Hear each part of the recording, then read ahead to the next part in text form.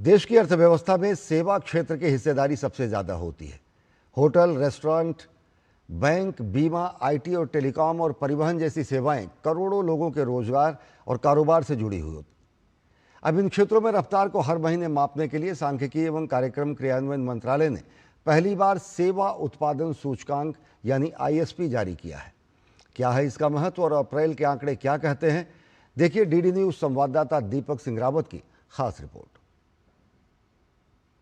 अगर आप होटल में ठहरते हैं, रेस्टोरेंट में खाना खाते हैं, बैंक जाते हैं, ऑनलाइन खरीदारी करते हैं या मोबाइल और इंटरनेट का इस्तेमाल करते हैं, तो आप भी देश के सर्विसेज क्षेत्र का हिस्सा हैं।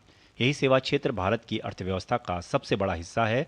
अब सरकार हर महीने बताएगी कि इन सेवाओं में कामकाज कितना बढ़ रहा है या घट रहा है। इसके लिए सांख्यिकी एवं कार्यक्रम क्रियान्वयन मंत्रालय के राष्ट्रीय सांख्यिकी कार्यालय ने पहली बार सेवा उत्पादन सूचकांक यानी आईएसपी जारी किया है।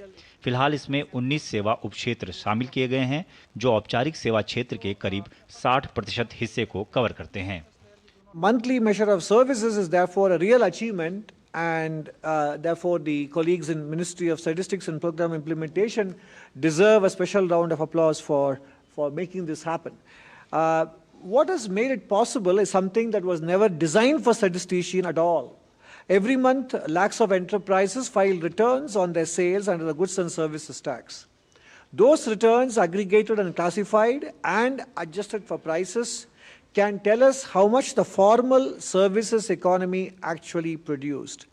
अप्रैल 2026 के आंकड़ों के मुताबिक होटल एवं रेस्टोरेंट सेवाओं में सबसे अधिक 37.2% की बढ़ोतरी दर्ज की गई है। इसके बाद खुदरा व्यापार में 30.8%, प्रशासनिक एवं सहायता सेवाओं में 28.7% और रियल एस्टेट क्षेत्र में 27.7% की वृद्धि रही। वहीं दूरसंचार में 22.8%, सड़क परिवहन में 18.5%, बीमा में 15.6%, आईटी सेवाओं में 15.2% और बैंकिंग क्षेत्र में 12.2% की बढ़ोतरी दर्ज की गई। हालांकि सभी क्षेत्रों की तस्वीर एक जैसी नहीं रही। हवाई परिवहन में 13.9% की गिरावट दर्ज की गई, लेकिन कुल मिलाकर अधिकांश सेवा क्षेत्रों में बढ़ोतरी इस बात का संकेत है कि देश की सेवा क्षेत्र में आर्थिक गतिविधियां मजबूत बनी हुई हैं। We realize that if we take a differentiated approach, then it is possible to come out with a working ISP. So we looked at some sectors where GST works, then we looked at some sectors where the administrative data source is very strong. So we were very clear that we will have a differentiated approach and we'll create a trial index, and we'll also were very clear that sectors where we are not getting adequate data coverage today, we will exclude. We'll have a phased approach and we'll bring them in as the data collection, the data systems improve.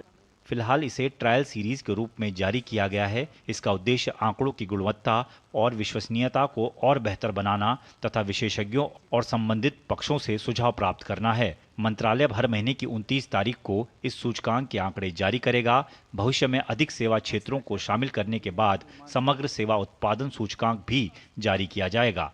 इससे सरकार को नीतियां बनाने, उद्योग जगत को कारोबारी रुझान समझने और अर्थव्यवस्था की दिशा का आकलन करने में मदद मिलेगी। डीडी न्यूज के लिए दीपक सिंह रावत की रिपोर्ट।